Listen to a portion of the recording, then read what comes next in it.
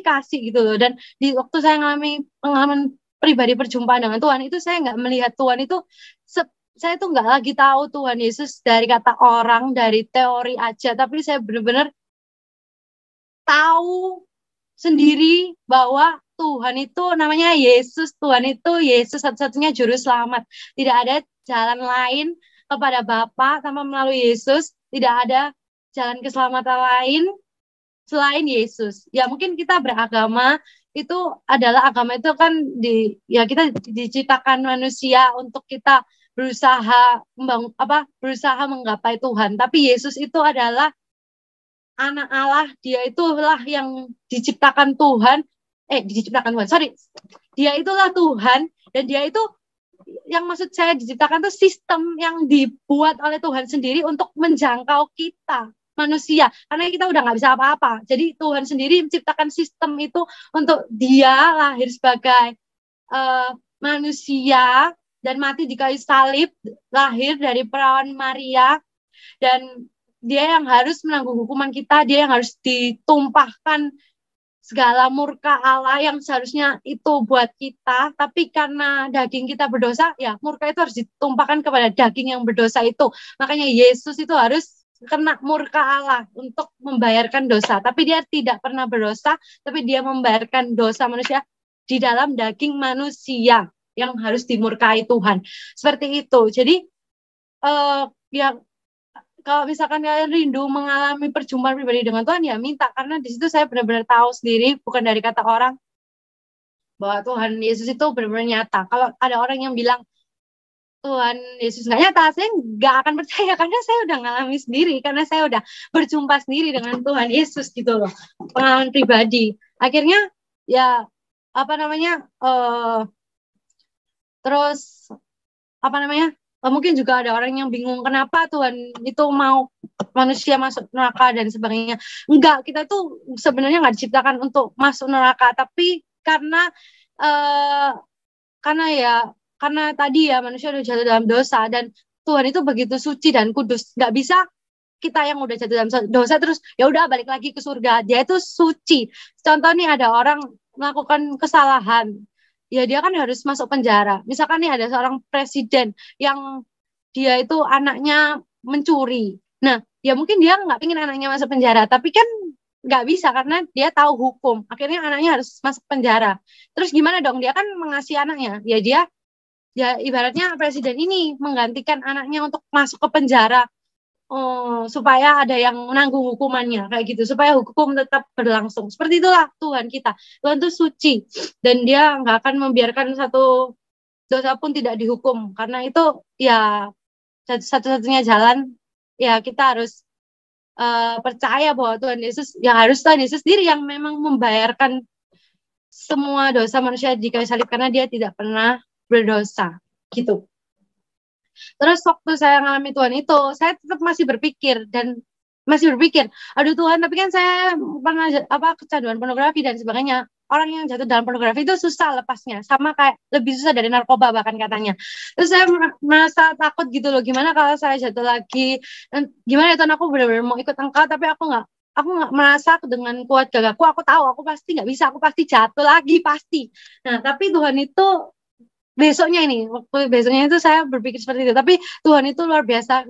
Nah, makanya itu bukan dengan kegagahan, dengan kuat kita, tapi karena pekerjaan Roh Kudus. Jadi tinggallah di dalam aku gitu loh, karena di luar aku kamu nggak bisa berbuat apa-apa. Jadi ya Roh Kudus yang mengerjakan buah-buah roh. Saat kita dekat dengan Tuhan, ya Roh Kudus yang memampukan. Intinya Roh Kudus yang memampukan, bukan karena kuat dan gagah kita. Jadi kalau ada kalian yang maksudnya ada kecanduan ini dan itu, merasa nggak bisa lepas, ya memang daging manusia lemah, nggak bakal bisa lepas. Harus mengandalkan Yesus, harus mengandalkan Roh Kudus. Karena itu juga bagi kalian yang jatuh dalam dosa, jangan menjauh dari Tuhan. Justru harus semakin mendekat dengan Tuhan dan semakin melekat kepada Tuhan, kepada pokok anggur gitu. Karena ya waktu saya mau bertobat sungguh-sungguh itu ya, iblis itu mengintimidasi dengan berbagai hal. Yang dulunya itu seakan-akan itu dosa kecil, tiba-tiba waktu saya mau bertobat dibuka lah itu price tag atau harga di baju. Itu biasanya kalau kita beli baju kan ada harganya, baru dikasih lihat nih, ini harganya mahal. Nah, seperti itu. Jadi waktu saya mau dekat sama Tuhan diintimidasi, kamu nggak layak, kamu nggak suci dan sebagainya kayak gitu. Tapi Tuhan itu ingatkan juga untuk apa? Ya kamu apa? Ya memang Tuhan kan nggak datang di dunia untuk orang yang suci, tapi untuk orang yang berdosa.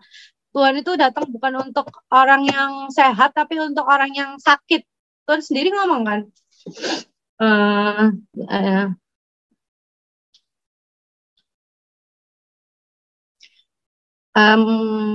saya coba cari ayatnya juga. Lukas 5 ayat 32. 31 sampai 32. Lalu jawab Yesus kepada mereka, katanya, bukan orang sehat yang memerlukan tabib, tetapi orang sakit. Aku datang bukan untuk memanggil orang benar, tapi orang berdosa supaya mereka bertobat. Ya, siapa yang berdosa di sini? Kita semua. Akhirnya karena itu Yesus datang buat kita. Seperti itu. Jadi, ya kalau kalian punya dosa, justru harus mendekat kepada Tuhan gitu. Kalau kita sakit, justru kita harus pergi ke dokter, bukan malah menjauhi dokter. Jadi semakin kita dekat ke dokter, kita semakin sembuh. Semakin kita dekat sama Tuhan Yesus, semakin kita dipulihkan. Seperti itu. Dan waktu mengikuti Yesus tuh juga awal-awal tuh benar-benar banyak sekali intimidasi, bahkan pikiran-pikiran kotor dan sebagainya, sampai kayak nggak bisa hilang gitu loh. Tapi Tuhan Yesus itu luar biasa banget gitu. Waktu saya di tengah-tengah intimidasi itu Tuhan ingatkan di ayat Yesaya 43 ayat 19. Ya kita banyak buka Alkitab, buka ayat ya, karena firman Tuhan itu adalah kebenaran. Yesaya 43 ayat 19. Lihat aku hendak membuat sesuatu yang baru yang sekarang sudah tumbuh. Belumkah kamu mengetahuinya? Ya, aku hendak membuat jalan di padang gurun dan sungai-sungai di padang belantara. Wah, itu yang benar-benar menghibur gitu. Kayak, ngapain kamu lihat hal-hal yang dulu? Belum tahukah kamu kalau aku tuh sedang membuat sesuatu yang baru. Jadi, saya tuh benar-benar terhibur gitu. Karena Tuhan sendiri ngomong, oh, aku lagi buat hal yang baru, kamu nggak tahu tak? Aku lagi mau pakai kamu nggak tahu tak? Jadi, ya kepada orang-orang yang jatuh bangun ke dalam dosa, segera bertobat karena Tuhan mau pakai hidup kita. Jadi ngapain lama-lama di dalam dosa, ngapain pakai beban itu, tanggalkan semua beban yang merintangi dan berlarilah kepada Kristus gitu kan. Seperti Paulus bilang, karena apa namanya, ya saya tuh juga pengen cepat-cepat bertobat dan alasannya karena saya nggak mau hidup di dalam hidup yang hancur seperti itu. Jadi saya pengen cepat-cepat dibaptis, saya pengen lahir baru, saya pengen ikut Tuhan sungguh-sungguh supaya segeralah Tuhan itu melepas aib-aib saya dan memakai hidup saya untuk menjadi kesaksian. Dan ternyata benar kan, hidup saya jadi berkat juga, bisa menjadi kesaksian, menolong orang dan sebagainya. Jadi ya sebagai orang yang jatuh dalam dosa, ya udah cepet-cepet taruh segala beban yang merintangi, cepet-cepet lari mengejar Tuhan gitu. Karena ada masa depan yang indah, ada janji Tuhan buat setiap kita, buat hidup kita dipulihkan. Jangan mau lama-lama di dosa karena nggak worth it, karena Tuhan nggak ada rencana di dalam situ, karena Tuhan rencananya ada di depan gitu. Dan jangan terintimidasi, pokoknya jangan dengarkan iblis gitu. Terus carilah komunitas, karena memang di komunitas itu kita saling mengaku dosa, kita saling didoakan dan kita bisa semakin kuat bertumbuh bersama, berjalan kepada Tuhan Yesus gitu kan. Terus juga jangan mencobai diri. Kalau kita tahu kita lemah di hal itu, ya jangan deket-deketin di hal itu. Contoh, lemah di rokok misalkan, ya jangan beli gitu loh. Misalkan saya juga lemah ya di desa lama saya, misalkan pornografi gitu ya. Ya udah, nggak usah di kamar sendirian main laptop gitu, ya keluar kamar, nggak usah mencobai diri sendiri ya, seperti itu sih. Jadi ya Tuhan Yesus tuh luar biasa mau pakai hidup semua kita. Dan waktu awal-awal taubat itu ya, saya tuh juga bingung. Tuhan Yesus tuh langsung kasih gerakan saya untuk ayo bagikan, ceritakan gitu loh di komunitas itu, di komunitas saya, ceritakan kesaksian gitu. Nah, padahal itu saya baru pesan pertama awal taubat, dan itu kan dosa masa lalu ya, memalukan. Tapi kan maksudnya ya nanti aja lah Tuhan. Tapi enggak, Tuhan langsung ngomong ceritakan. Jadi untuk semua petaubat baru pun, ya kalau kalian punya kesaksian, ceritakanlah kepada orang-orang tentang kesaksian tentang Yesus gitu, tentang pekerjaan Tuhan dan bagaimana Tuhan tuh menyelamatkan hidup kita. Seperti itu sih. Itu Oleh karena Sion, oleh karena pekerjaan Tuhan, oleh karena kebenaran, dan oleh karena sesuatu yang menyangkut tentang kehidupan yang kekal, keselamatan manusia, pribadi lepas pribadi, maka kami akan terus bersuara untuk menyuarakan kebenaran, memberikan contoh, memberikan suatu bukti bahwa Tuhan Yesus itu benar-benar Tuhan dan Allah.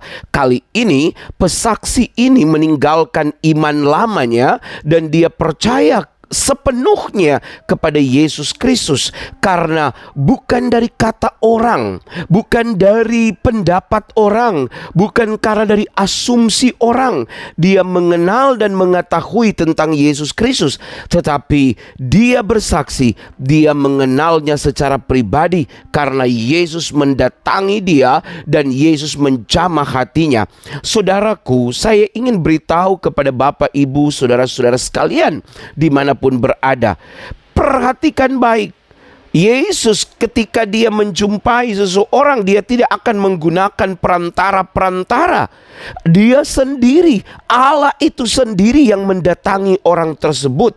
Allah itu sendiri yang berhadapan dengan orang tersebut, tidak menggunakan perantara-perantara. Kenapa? Karena Tuhan mengasihi manusia yang serupa dan segambar dengan dirinya. Ini bukan dia menjumpai binatang, bukan menjumpai batu, menjumpai pohon, menjumpai air, menjumpai rumah, tapi dia menjumpai yang segambar dengan dia, yaitu kita umat manusia. Karena itu dia datang sendiri. Pesaksi ini telah menyaksikan bagaimana ia bertemu dengan Tuhan dan bagaimana dia dirobahkan oleh Tuhan, bagaimana Tuhan Yesus menjamah hatinya, bagaimana Tuhan Yesus merestorasi, memulihkan dia. Itu sungguh luar biasa. Nah, saudara-saudara, sebelum kita akan lanjutkan kesaksian ini, kami terus memohon dukungan doa dana dari Bapak Ibu sekalian untuk kiranya membantu pelayanan pekerjaan Tuhan yang ada di kota kami dengan mengirimkan bantuan dari nomor rekening yang tertera di atas ini. Atas setiap bantuan dan kerelaannya kami ucapkan banyak-banyak terima kasih. Tuhan Yesus memberkati. Selamat menyaksikan kesaksian ini selanjutnya. Haleluya. selamat malam untuk setiap sahabat-sahabat hari ini menyaksikan, juga kepada pemirsa juga yang nantinya akan melihat video ini. Ya, saya mau memperkenalkan diri, nama saya Patricia Selin. Sekarang saya berusia 25 tahun dan saya berdomisili di Surabaya. Sekarang ini saya sedang mencari kerja, tapi saya sudah sempat bekerja 1 tahun di sebuah perusahaan. Begitu saja perkenalan saya. Ya, saya berharap semoga kesaksian yang saya berikan ini bisa memberkati banyak orang dan bisa di-share kemana-mana gitu. Kemudian saya juga mengencourage setiap teman-teman juga bisa share kesaksiannya, karena ya saya sendiri terberkati dengan melihat kesaksian-kesaksian saudara-saudara kita mau menjadi berkat seperti itu. Nah, saya mau menceritakan bagaimana pekerjaan Tuhan yang luar biasa, bagaimana Tuhan Yesus itu benar-benar bekerja di hidup saya dan menyelamatkan saya dari maut gitu ya. Jadi saya mau sedikit menceritakan background saya dulu.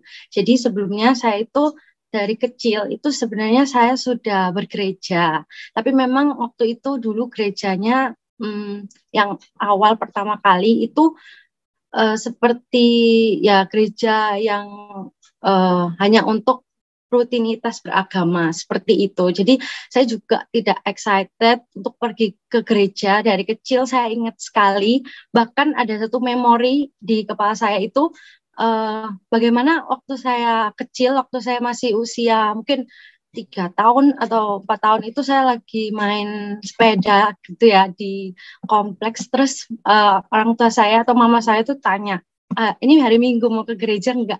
Terus saya bilang, saya sempat mikir juga kayak, nggak usah lah. Nah itu juga mengingatkan saya gitu loh. Ada firman Tuhan yang mengatakan tidak ada orang yang mencari Tuhan. Nah jadi benar-benar iya sih sebenarnya Tuhan itu yang benar-benar mengejar kita dan juga mengejar saudara-saudara juga. Jadi ketika Tuhan mengetuk pintu hati kita, ayo kita buka hati seperti itu. Nah kemudian itu ya memori saya waktu kecil. Jadi ya berjalan saya ikut kebaktian ke gereja tapi hanya sebagai rutinitas saja. Sampai kemudian di kelas sekitar kelas 2 SD itu puji Tuhan ada seorang teman dari ibu saya itu yang ngajak beliau untuk ikut ke gereja Kristen gitu. Nah, terus di situ ya saya benar-benar melihat gitu bahwa ya di ibadahnya itu sebenarnya ibadah yang hidup juga, ada Roh Kudus juga bekerja. Tapi waktu itu saya juga masih kecil. Tapi untuk saya dan keluarga saya pribadi juga itu tuh sebenarnya hanya untuk kita merasa nyaman di gereja itu dan kita juga lama di gereja itu juga karena kita merasa nyaman dengan teman-temannya seperti itu. Jadi saya ceritakan background saya aja bagaimana saya itu sebenarnya dari dulu mungkin beragama Kristen, tapi saya itu hanyalah agama. Saya tidak benar-benar mengenal Tuhan seperti itu. Nah, saya juga ingin cerita sebenarnya di waktu saya bergereja juga itu waktu SD itu saya juga sempat pelayanan menyanyi dan dan menyanyi dan juga beberapa pelayanan gitu waktu kecil. Tapi sekali lagi saya waktu itu belum mengalami Tuhan. Saya hanya tahu Tuhan sebagai teori. Dan di waktu itu juga sebenarnya saya itu juga punya kehidupan lain gitu. Jadi ya kehidupan saya yang sebenarnya. Jadi dari waktu kecil tuh saya juga udah jatuh dalam pornografi gitu ya. Jadi dalam baca komik, dalam baca buku kayak gitu dan juga film kayak gitu. Tapi saya merasa ya sebenarnya banyak juga kan mungkin orang-orang apalagi anak-anak muda zaman sekarang yang jatuh di hal itu, apalagi di zaman media yang gencar kayak sekarang ini. Jadi saya merasa ya sebenarnya waktu itu ya saya merasa bersalah juga karena ya saya masih ya kita kan juga merasa bersalah tapi saya tetap berpikir saya nggak mencari itu gitu loh, saya nggak sengaja ketemunya, jadi saya dengan membela diri saya dengan pikiran-pikiran yang sepertinya baik dengan banyak alasan, oh ya itu kan sebenarnya saya nggak mencarinya, tapi itu hanya karena di komik, di media, di majalah, dan di film seperti itu. Nah, ya udah akhirnya kehidupan itu berjalan. Saya juga ke gereja juga dan tidak ada yang tahu hal ini karena waktu itu saya juga masih kecil dan kejadian ini tuh dimulai waktu saya sebenarnya usianya mungkin 5 tahun itu awalnya itu benar-benar baca kayak majalah gitu, saya ketemu di rumah saya, entah itu punya pegawai atau apapun itu awalnya saya ingatnya. Di situ saya ketemu sebenarnya majalah orang dewasa. Jadi ini juga ya sebagai sharing untuk orang-orang dewasa. Tidak ada orang yang sampai usia berapapun harusnya kita itu tidak mengentertain kita dengan hal-hal yang seperti itu. Apalagi kalau kita udah tahu ada anak-anak di rumah ya. Jadi maksudnya itu tuh bukan hal yang benar dan di Alkitab juga dikatakan kalau matamu jahat ya seluruh tubuhmu itu juga jahat gitu. Kalau matamu gelap ya apalagi seluruh tubuhmu kayak gitu. Jadi ya jangan sampai kita berkompromi dengan dosa karena upahnya itu sangat besar. Mungkin orang-orang di sekitar kita juga menjadi korban seperti itu. Nah akhirnya tapi saya juga tetap merasa diri saya juga berusaha hidup benar gitu loh, berusaha baik dengan kemampuan saya sendiri. Saya orangnya jujur, baik hati dan sebagainya. Saya selalu berusaha untuk mengutamakan orang lain daripada kepentingan saya sendiri. Terus saya juga termasuk anak yang nurut dan taat. Jadi kan dibandingkan dengan itu semua, ya saya berpikir ya itu bukan apa-apa. Terus ya saya merasa ya udah gitu loh. Mungkin nanti kalau misalkan dewasa saya bisa benar-benar bebas gitu kan. Mungkin ini karena saya masih kecil aja jadi nggak apa-apa gitu. Nah terus kemudian saya juga ingat nih satu kejadian juga di gereja itu, di gereja saya yang diajak oleh teman dari mama saya itu.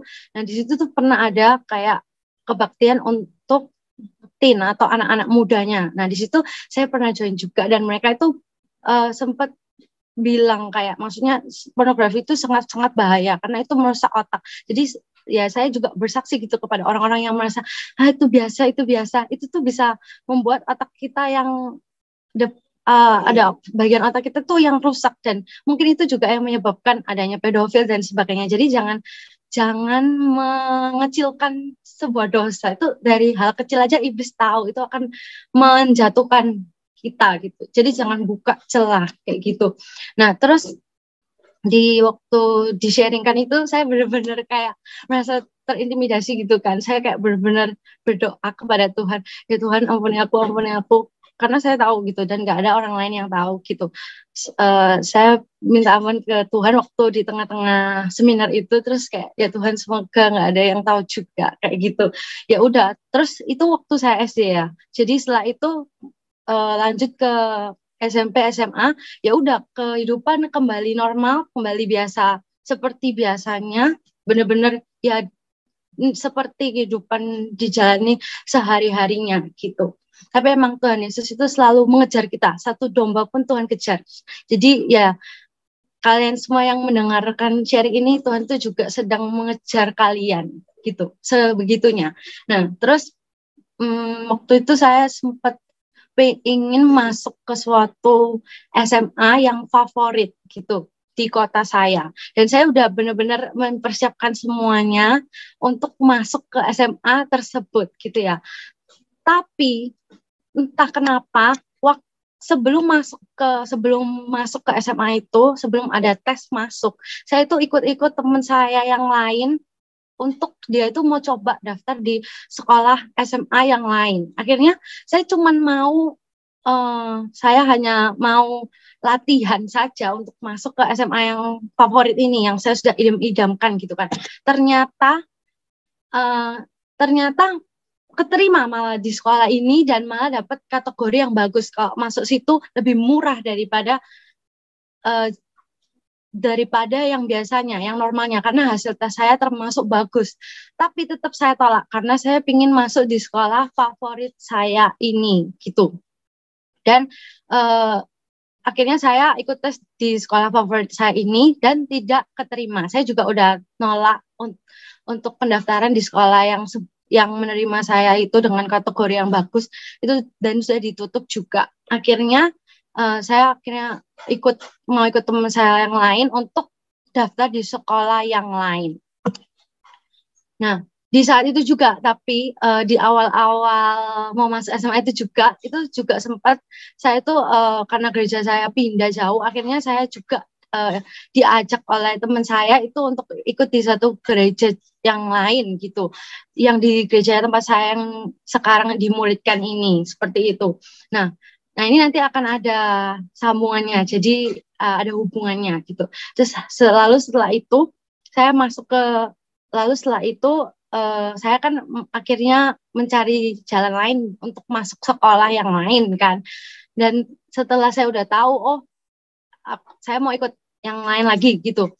Di hari itu juga waktu saya pulang ke rumah, mama saya tuh bilang, udah nunggu di ruang tamu dan bilang, tadi mama ditelepon dari sekolah yang dulu kamu diterima dengan kategori bagus itu. Terus katanya kalau misal mau bayar sekarang kamu langsung keterima. Jadi akhirnya mama bayar gitu. Walaupun harusnya udah tutup tapi dia sekolah itu kasih kesempatan lagi.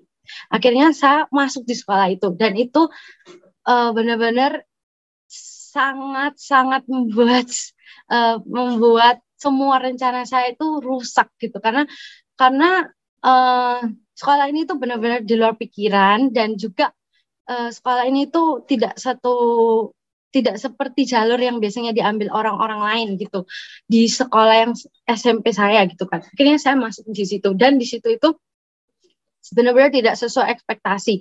Benar-benar saya tuh susah untuk mencari teman di situ, dan bahkan awal-awal masuk aja, awal-awal masuk saja saya sudah dijauhi karena dikira aneh dan sebagainya. Jadi saya merasa, hah, kenapa ini tiba-tiba rencana ini rusak semuanya? Terus kayak saya tuh kayak benar-benar kecewa juga sama semuanya, sama Tuhan, dan juga saya juga menyalahkan orang tua saya. Kenapa sih kok seperti ini jadinya? Dan di situ tuh benar-benar, walaupun saya udah baik sama orang, tapi mereka nggak memperhatikan karena mereka sudah ada kelompok-kelompok dari dulunya. Akhirnya disitulah saya langsung langsung kayak saya yang berpikir harusnya sekolah SMA itu bagus, dan sekolah SMA itu harusnya menyenangkan dan sebagainya, langsung drop gitu.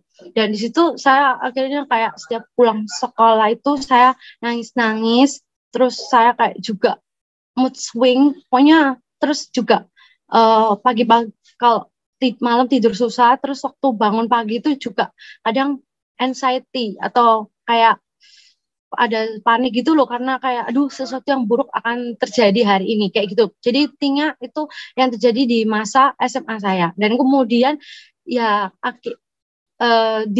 ada satu khotbah yang menguatkan saya gitu. Jadi benar-benar di khotbah itu tuh walaupun waktu itu saya belum mengenal Tuhan seperti sekarang ya. Waktu itu saya cuman lebih ke rutinitas, tapi di situ ada ayat firman Tuhan yang mengatakan, sekarang saya buka aja ya ayatnya.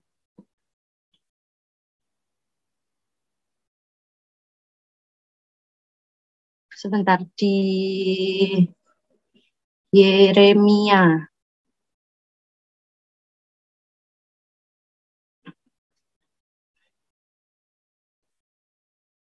Sebentar ya.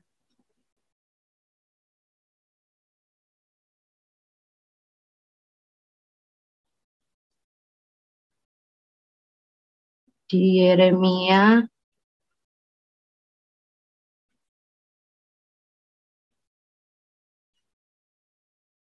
Yeremia 29 ayat 11. Sebab aku ini mengetahui rancangan-rancangan apa yang ada padaku mengenai kamu. Demikianlah firman Tuhan, yaitu rancangan damai sejahtera dan bukan rancangan kecelakaan, untuk memberikan kepadamu hari depan yang penuh harapan. Wah, ini ayatnya. Jadi waktu saya dengar khotbah itu, walaupun saya tanya jemaat yang rutinitas biasanya, tapi karena ini benar-benar menusuk hati ya, relate dengan masalah saya, Tuhan tuh kayak ngomong gitu secara pribadi. Jadi saya langsung kayak, oh rancangan Tuhan itu bukan rancangan kegagalan ya. Berarti rancangan Tuhan itu memberikan hari depan yang penuh harapan ya. Walaupun apa yang saya lihat tuh benar-benar tidak sesuai ekspektasi, tapi di situ saya kayak doa dan bilang ke Tuhan, oh ya Tuhan, berarti Tuhan ngomong seperti itu ya. Berarti ini juga masuk ke sekolah ini tuh juga ada rancangan Tuhan, ada yang untuk kebaikan, yang untuk memberikan masa depan penuh harapan, bukan untuk membuat masa depanku suram dan gagal kayak gitu. Akhirnya ya udah saya jalanilah 3 tahun itu, tapi saya dengan penuh mengeluh dan sebagainya itu, tapi proses Tuhan ternyata. Setelah saya lihat dan saya lihat ke belakang sekarang, saya baru tahu kan Tuhan juga berfirman, kamu nggak tahu apa yang aku lakukan, tapi nanti kamu akan tahu, seperti itu. Nah seperti saya juga sekarang melihat masa lalu itu, wow, itu adalah benar-benar rancangan Tuhan yang sempurna gitu. Asal kita mau meresponi dengan baik dan kita mau berjalan di dalamnya. Jadi ya seperti itu. Kemudian inilah di kelas 3 itu saya ketemu dengan satu orang namanya Felicia. Itu jadi teman baik saya, dan dia juga kayak duduk di samping saya kalau kelas. Kita sering sharing dan sebagainya. Dan dia, kita dekat gitu. Kemudian dia itu pernah suatu hari dia pernah cerita gitu kepada saya, kalau keluarganya kondisinya seperti ini. Tapi suatu hari di ibadah, Roh Kudus itu bilang untuk dia mau melepaskan pengampunan dan kepahitan kepada seseorang gitu kan. Terus saya kaget gitu loh. Maksudnya ya dia itu juga pernah, kita juga sempat ngomong tentang gereja dan sebagainya, tapi saya kaget. Yang itu di pikiran saya, kok bisa kamu temen-temenku orang yang biasa yang sama seperti aku juga.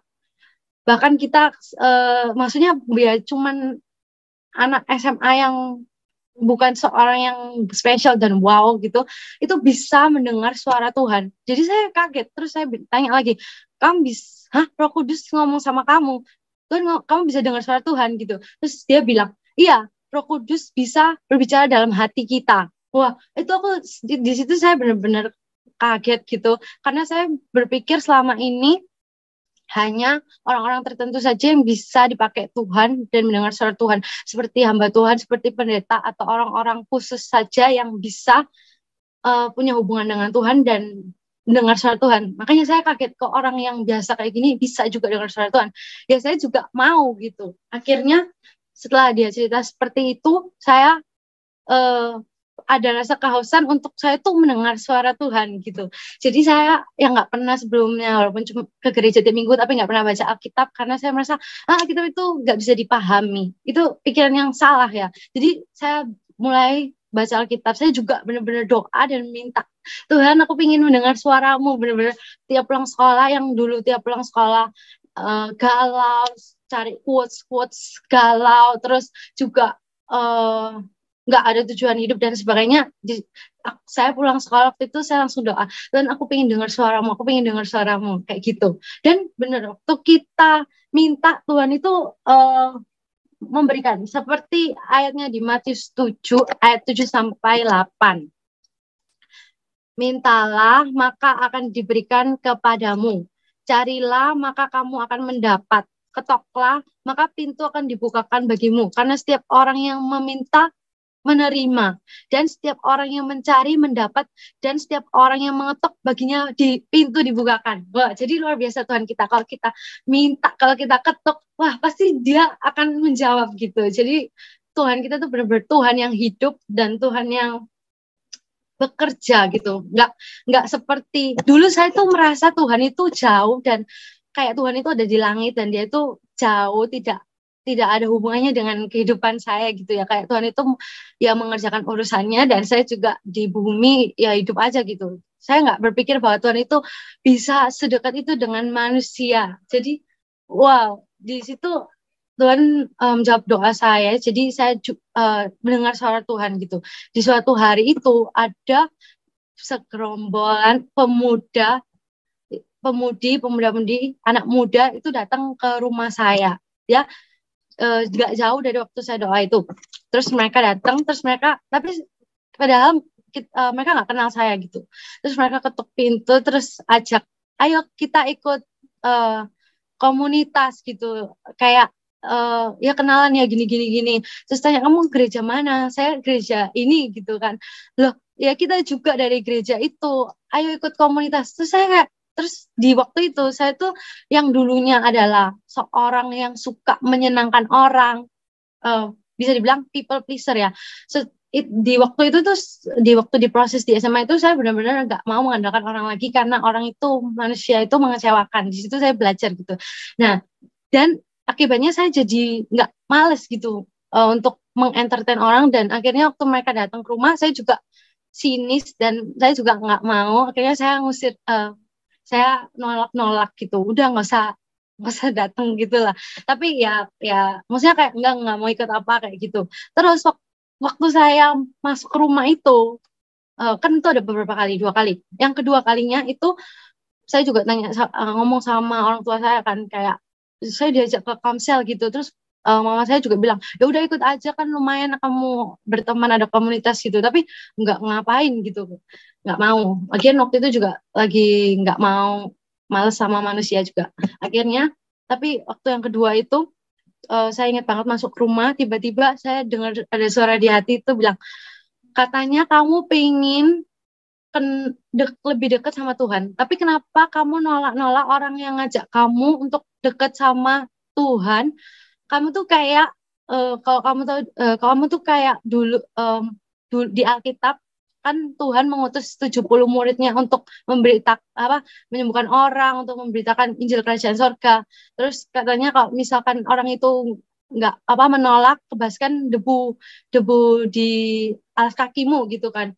Nah, kamu tuh kayak orang-orang yang nolak murid Tuhan di zaman itu gitu. Terus aku langsung kayak tertemplak. Terus kok kayak ada suara kayak gini ya. Akhirnya ya daripada ya saya kan nggak mau merasa bersalah. Akhirnya saya ya udahlah ikut aja. Nah, saya cuma ikut sekali di komunitas itu, cuma datang sekali. Ya di situ saya juga sebenarnya melihat sih ada apa orang-orangnya baik dan orang-orangnya juga dipenuhi Roh Kudus, orang-orang yang waktu mereka share firman tuh juga saya apa mendapatkan kata-kata firmannya itu juga dan sebagainya. Tapi tetap saya uh, tidak mau untuk datang terus gitu kan. Jadi saya cuma datang sekali. Yang penting saya menuruti suara itu dan puji syukur juga waktu itu saya taat dan segera nurut dengan suara Roh Kudus itu. Ya, akhirnya saya cuma datang sekali, terus saya nggak mau datang lagi. Akhirnya mereka chat lagi, terus nggak bisa, sibuk, alasannya banyak segala macam. Tapi bersyukurnya juga ya mereka itu pantang menyerah. Jadi ya ini juga membuat ya menginspirasi lah banyak banyak orang ya kalau misalkan kita benar-benar rindu ingin ada jiwa-jiwa yang diselamatkan ya ayo apa namanya eh, bayar harga, mendoakan dan juga ayo kita usahakan gitu. Jadi saya bersyukur juga karena diusahakan dengan teman-teman saya itu kalau mereka walaupun mereka saya usir-usir mereka tetap datang gitu kan. Jadi saya mau juga mengusahakan supaya jiwa-jiwa bisa mengenal Yesus gitu. Terus kemudian saya nggak mau datang ikut nggak ikut gitu kan. Terus suatu hari waktu saya lagi mandi di toilet gitu ya. Terus saya itu tuh lagi merenung kan, ngapain saya ikut komsel kayak gitu kan, saya udah ke gereja seminggu sekali cukup lah kan, orang beribadah seminggu sekali itu udah cukup gitu, saya udah ke gereja seminggu sekali itu cukup gitu, ngapain harus ikut-ikut komsel lagi. Terus kemudian lanjut lagi saya berpikir, ngapain ya Tuhan Yesus itu mati di kayu salib buat menebus orang-orang, menebus dosa manusia kan. Iya, kan saya ini orangnya baik, saya itu enggak aneh-aneh, enggak pernah ke diskotik dan sebagainya, enggak pernah minum-minum. Saya juga orangnya jujur. Ya saya terus ingatlah kebaikan yang saya usahakan gitu. Misalkan waktu kacamata saya rusak dan saya merusakkan kacamata itu, saya berani mengakui gitu loh kok ke orang tua saya walaupun dimarahi, kan nggak banyak orang berani kayak gitu. Misalkan juga kalau ada saya salah sama orang, saya mau loh bertanggung jawab walaupun saya ngerusakin barang orang itu, saya akan ganti gitu kan. Jadi kayak bener-bener saya melihat diri saya tuh berusaha bersih tanpa cacat celah, melakukan etika etiket dengan baik karena saya juga cukup idealis orangnya. Jadi saya merasa nggak ada yang salah dengan diri saya, nggak perlu sampai Tuhan Yesus tuh mati segitunya di kayu salib. Iya kalau untuk orang-orang yang jahat, yang berdosa, contohnya kayak pencuri, pembunuh, pemerkosa, nah itu Tuhan harus bela-belain mati di kayu salib untuk menebus dosa mereka karena mereka udah nggak ada harapan, karena mereka harus misalkan kayak orang di penjara ya, karena mereka uh, ya udah nggak ada harapan lagi dan butuh orang yang mengeluarkan mereka dari penjara gitu kan. Ya pantas lah, masuk logika. Mereka butuh Yesus membayarkan dosa mereka. Tapi saya nggak merasa gitu karena saya merasanya saya nggak ngapa-ngapain gitu. Ya mungkin ya kayak sekali lagi ya kayak saya sharing. Saya cuman paling dosa pornografi itu kan ya itu kecanduan saya dari kecil. Tapi kan orang lain juga gitu loh. Dan tiba-tiba Tuhan Yesus itu mengingatkan saya kepada satu memori saya waktu kecil yang saya tuh benar-benar lupa, dan itu benar-benar langsung menutup semua alasan saya, menutup mulut saya lah istilahnya, kayak benar-benar menemplak dan kayak saya udah nggak bisa ngomong lagi. Jadi saya tuh diingatkan dengan memori waktu saya kecil itu, saya tuh pernah ada teman perempuan juga, teman cewek juga, dan waktu kita mainan waktu kecil, bayangkan itu waktu kecil itu kita udah kayak ciuman, kita kayak pegang badan satu sama lain, bayangkan.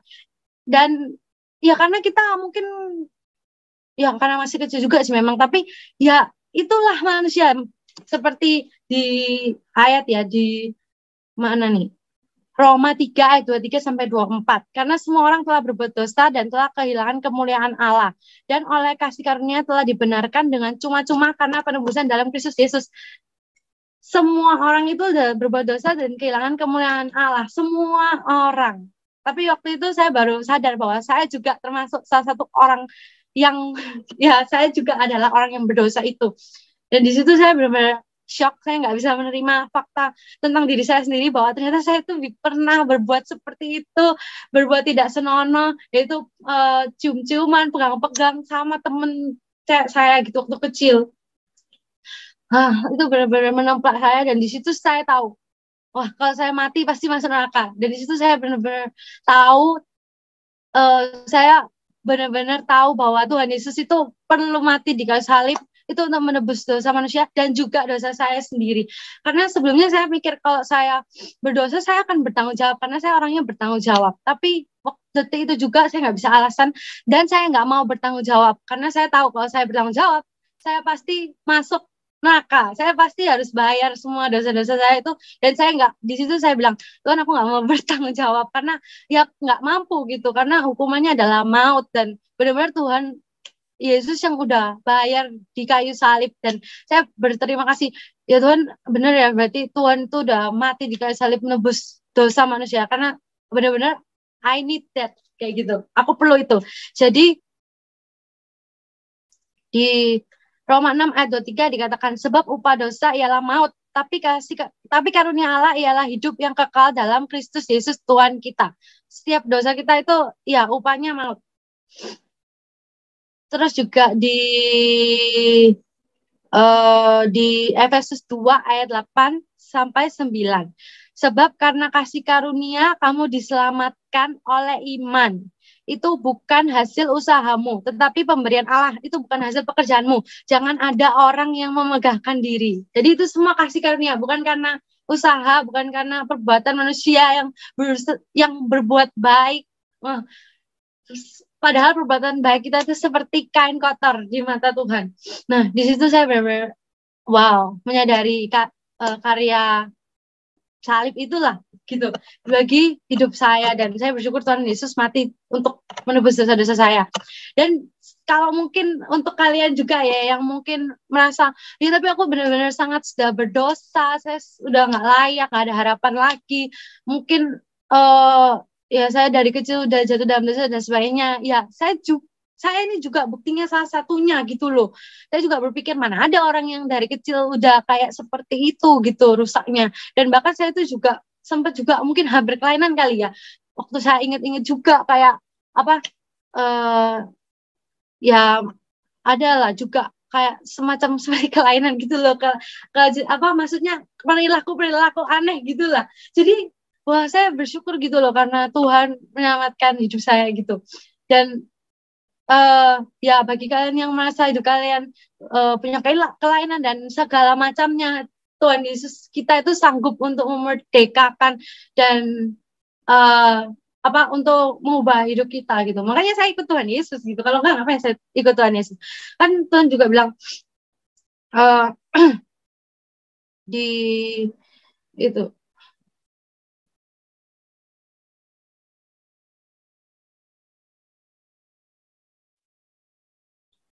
sebentar. Saya baru diingatkan gitu. Mazmur 51 ayat 17. Korban sembelihan dari ayat 16 saja. Mazmur 51 ayat 16 sampai 17. Sebab engkau tidak berkenan kepada korban sembelihan, sekiranya aku persembahkan korban bakaran, engkau tidak menyukainya. Korban sembelihan kepada Allah ialah jiwa yang hancur, hati yang patah dan remuk, tidak akan kau pandang hina ya Allah. Jadi waktu itu saya benar-benar merasa berdosa, saya benar-benar merasa minta ampun sama Tuhan karena benar-benar dosa saya itu besar kayak gitu. Dan waktu kita berdosa itu kita sebenarnya menyakiti hati Tuhan kan, bukan berarti kita itu maksudnya Tuhan tuh bukan Allah yang ya kamu nggak boleh gini, ya kamu nggak boleh gitu. Tapi kita sadar sendiri bahwa kalau kita berdosa itu yang sakit Tuhan gitu. Jadi ya bukan karena tidak bisa, tapi ya tidak mau untuk berbuat dosa gitu. Nah terus waktu itu akhirnya baptis, terus juga saya sungguh-sungguh mau ikut Tuhan. Akhirnya saya mau waktu itu ada kayak ibadah kebaktian kebangunan rohani dan ada altar call. Nah, saya tuh udah tahu pasti ada altar call, tapi sebelumnya saya cuman maju ikut-ikutan kayak gitu. Tapi di sini saya benar-benar rindu untuk maju, untuk mengalami perjumpaan dengan Tuhan. Jadi setiap kalian juga yang rindu mengalami pengalaman pribadi dengan Tuhan, encounter pengalaman perjumpaan pribadi dengan Tuhan, rindu-rindukan karena Tuhan itu mau menyatakan dirinya kepada kita yang mencari sungguh-sungguh itu pasti ada upahnya. Karena apa ya? Ya Tuhan kalau misalkan kita pengen tahu Tuhan tuh pasti kasih tahu gitu loh. Jadi ya di kebaktian kebangunan rohani waktu altar call itu saya benar-benar maju, hati saya hancur, saya mau ngakui semua dosa saya ke Tuhan, saya mau minta ampun gitu. Dan di situ saya benar-benar mengalami perjumpaan pribadi dengan Tuhan. Di situ saya merasakan kasih Tuhan Yesus tuh dicurahkan, benar-benar dicurahkan sampai full. Dimana sebelumnya saya tuh hidup itu juga nggak jelas, mungkin karena kebanyakan lihat sinetron gitu ya, kayak wah nanti kalau misalkan kita udah punya pasangan hidup, menemukan pasangan hidup, nah itulah baru kita penuh gitu, baru kita ya itu mungkin tujuan hidup dan sebagainya. Tapi ternyata enggak, waktu kita ketemu dengan kasih Tuhan, itu kasih Tuhan itu benar-benar luar biasa. Kasih Tuhan itu membuat kita full, benar-benar Tuhan tuh mau menyatakan kasihnya dan Tuhan tuh mengasihi setiap kita gitu. Waktu saya datang dan Tuhan tuh bukan mengasihi kita waktu kita berbuat baik aja, ternyata itu yang saya rasakan. Bukan waktu saya baik baru saya dikasihi, ternyata Tuhan yang saya sembah itu bahkan waktu saya jatuh dalam dosa, waktu saya kotor, cici, waktu saya hina, Tuhan tuh malah mengasihi saya gitu. Dan waktu saya maju itu selain merasakan kasih Tuhan ya saya tuh Tuhan tuh kayak bilang ya nggak apa-apa, kamu tuh you are my daughter kayak gitu. Dan dan saya tuh waktu maju tuh saya diingatkan ayat itu loh. Yesaya 64 ayat 6. Demikianlah kami sekalian seperti seorang najis dan segala kesalahan kami seperti kain kotor. Kami sekalian menjadi layu seperti daun dan kami lenyap oleh kejahatan kami seperti daun dilenyapkan oleh angin. Jadi kesalahan kita itu seperti kain kotor katanya Tuhan. Seperti kain kotor ya, maksudnya ya apa sih perbuatan yang berusaha kita berusaha baik sama orang, tapi sebenarnya itu supaya kita dapat pujian dan sebagainya. Itu seperti kain kotor, tapi Tuhan itu mau menerima kita apa adanya dan mau mengasihi kita dan memberikan kasih karunia-Nya kepada kita. Jadi waktu saya berjumpa dengan Tuhan itu saya benar-benar merasa wow, benar-benar itu pengalaman yang paling indah di hidup ini gitu. Karena ya saya juga selalu ngomong sama orang, kalau kamu nggak percaya dengan Tuhan Yesus ya kamu minta mengalami secara pribadi, Tuhan tuh pasti kasih gitu loh. Dan di waktu saya mengalami pengalaman pribadi perjumpaan dengan Tuhan itu saya nggak melihat Tuhan itu saya tuh nggak lagi tahu Tuhan Yesus dari kata orang, dari teori aja, tapi saya benar-benar tahu sendiri bahwa Tuhan itu namanya Yesus. Tuhan itu Yesus satu-satunya juru selamat. Tidak ada jalan lain kepada Bapa tanpa melalui Yesus. Tidak ada jalan keselamatan lain selain Yesus. Ya mungkin kita beragama itu adalah agama itu kan kita diciptakan manusia untuk kita berusaha berusaha menggapai Tuhan. Tapi Yesus itu adalah anak Allah, dia itulah yang diciptakan Tuhan, dia itulah Tuhan, dan dia itu, yang maksud saya diciptakan itu sistem yang dibuat oleh Tuhan sendiri untuk menjangkau kita, manusia, karena kita udah nggak bisa apa-apa, jadi Tuhan sendiri menciptakan sistem itu untuk dia lahir sebagai manusia, dan mati di kayu salib, lahir dari perawan Maria, dan dia yang harus menanggung hukuman kita, dia yang harus ditumpahkan segala murka Allah yang seharusnya itu buat kita, tapi karena daging kita berdosa, ya murka itu harus ditumpahkan kepada daging yang berdosa itu. Makanya Yesus itu harus kena murka Allah untuk membayarkan dosa, tapi dia tidak pernah berdosa, tapi dia membayarkan dosa manusia di dalam daging manusia yang harus dimurkai Tuhan. Seperti itu. Jadi kalau misalkan kalian rindu mengalami perjumpaan pribadi dengan Tuhan, ya minta. Karena di situ saya benar-benar tahu sendiri, bukan dari kata orang. bahwa Tuhan Yesus itu benar-benar nyata. Kalau ada orang yang bilang Tuhan Yesus nggak nyata, saya nggak akan percaya karena saya udah ngalami sendiri, karena saya udah berjumpa sendiri dengan Tuhan Yesus gitu loh, pengalaman pribadi. Akhirnya ya apa namanya terus apa namanya mungkin juga ada orang yang bingung kenapa Tuhan itu mau manusia masuk neraka dan sebagainya. Enggak, kita tuh sebenarnya nggak diciptakan untuk masuk neraka, tapi eh, karena tadi ya manusia udah jatuh dalam dosa dan Tuhan itu begitu suci dan kudus, nggak bisa kita yang udah jatuh dalam dosa terus ya udah balik lagi ke surga. Dia itu suci. Contoh nih, ada orang melakukan kesalahan, ya dia kan harus masuk penjara. Misalkan nih ada seorang presiden yang dia itu anaknya mencuri. Nah, ya mungkin dia nggak ingin anaknya masuk penjara, tapi kan nggak bisa karena dia tahu hukum. Akhirnya anaknya harus masuk penjara. Terus gimana dong? Dia kan mengasihi anaknya. Ya ibaratnya presiden ini menggantikan anaknya untuk masuk ke penjara, supaya ada yang menanggung hukumannya kayak gitu, supaya hukum tetap berlangsung. Seperti itulah Tuhan kita.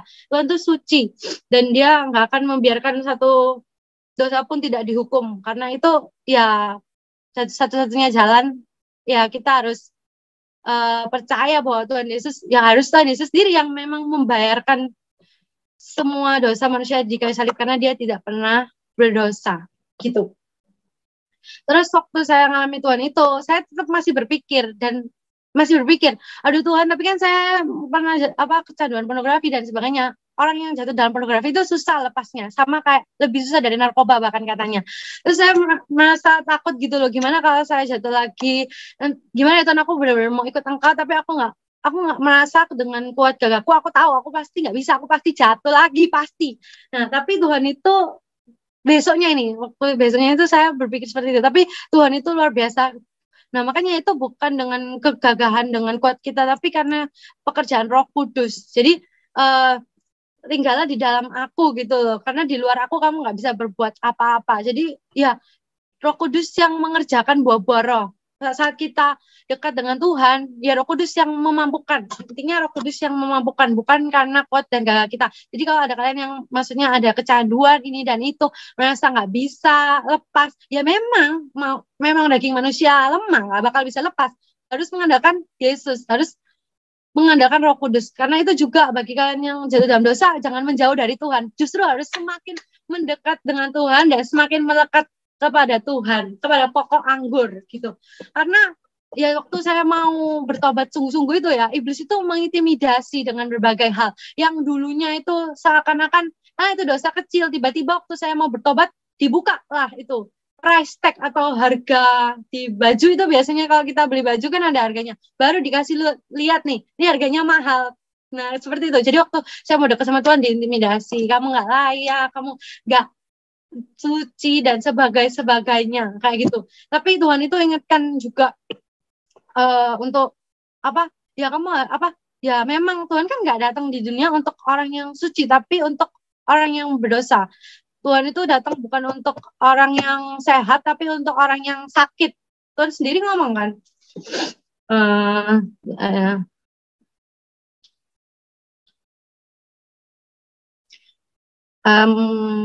saya coba cari ayatnya juga. Lukas 5 ayat 32. 31 sampai 32. Lalu jawab Yesus kepada mereka, katanya, bukan orang sehat yang memerlukan tabib, tetapi orang sakit. Aku datang bukan untuk memanggil orang benar, tapi orang berdosa supaya mereka bertobat. Ya, siapa yang berdosa di sini? Kita semua. Akhirnya karena itu Yesus datang buat kita. Seperti itu. Jadi ya kalau kalian punya dosa justru harus mendekat kepada Tuhan gitu. Kalau kita sakit justru kita harus pergi ke dokter, bukan malah menjauhi dokter. Jadi semakin kita dekat ke dokter, kita semakin sembuh. Semakin kita dekat sama Tuhan Yesus, semakin kita dipulihkan. Seperti itu. Dan waktu mengikuti Yesus tuh juga awal-awal tuh benar-benar banyak sekali intimidasi, bahkan pikiran-pikiran kotor dan sebagainya, sampai kayak nggak bisa hilang gitu loh. Tapi Tuhan Yesus itu luar biasa banget gitu. Waktu saya di tengah-tengah intimidasi itu, Tuhan ingatkan di ayat Yesaya 43 ayat 19. Ya, kita banyak buka Alkitab, buka ayat ya, karena firman Tuhan itu adalah kebenaran. Yesaya 43 ayat 19. Lihat, aku hendak membuat sesuatu yang baru yang sekarang sudah tumbuh. Belumkah kamu mengetahuinya? Ya, aku hendak membuat jalan di padang gurun dan sungai-sungai di padang belantara. Wah, itu yang benar-benar menghibur gitu. Kayak, ngapain kamu lihat hal-hal yang dulu? Belum tahukah kamu kalau aku tuh sedang membuat sesuatu yang baru.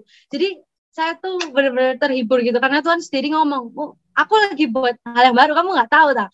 Aku lagi mau pakai kamu nggak tahu tak? Jadi ya, kepada orang-orang yang jatuh bangun ke dalam dosa, segera bertobat karena Tuhan mau pakai hidup kita. Jadi ngapain lama-lama di dalam dosa, ngapain pakai beban itu, tanggalkan semua beban yang merintangi dan berlarilah kepada Kristus gitu kan. Seperti Paulus bilang, karena apa namanya, ya saya tuh juga pengen cepat-cepat bertobat, dan alasannya karena saya nggak mau hidup di dalam hidup yang hancur seperti itu. Jadi saya pengen cepat-cepat dibaptis, saya pengen lahir baru, saya pengen ikut Tuhan sungguh-sungguh supaya segeralah Tuhan itu melepas aib-aib saya dan memakai hidup saya untuk menjadi kesaksian. Dan ternyata benar kan, hidup saya jadi berkat juga, bisa menjadi kesaksian, menolong orang dan sebagainya. Jadi ya, sebagai orang yang jatuh dalam dosa, ya udah cepet-cepet taruh segala beban yang merintangi, cepet-cepet lari mengejar Tuhan gitu. Karena ada masa depan yang indah, ada janji Tuhan buat setiap kita, buat hidup kita dipulihkan.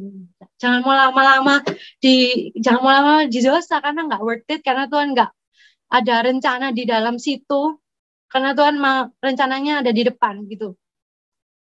Dan jangan terintimidasi, pokoknya jangan dengarkan iblis gitu.